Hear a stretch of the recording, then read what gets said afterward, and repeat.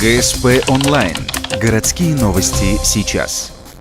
6 марта в дежурную часть полиции позвонил мужчина и сообщил, что в вагоне пассажирского поезда заложена бомба. Следственная оперативная группа незамедлительно отправилась на железнодорожный вокзал.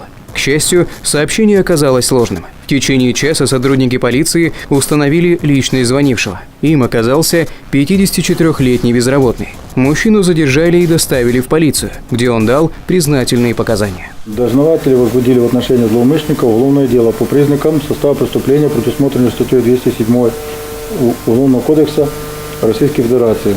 Она звучит так: заведомо ложное сообщение об акте терроризма. Мужчина находится на подписке о невыезде. Данная санкция статьи предусматривает лишение свободы до 3 лет.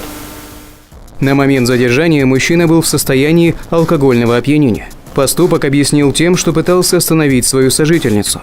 Женщина собиралась уехать в Сыктывкар. Злоумышленник был против, поэтому решил задержать поезд с помощью звонка в полицию. В результате женщина уехала, а влюбленному мужчине теперь грозит суд.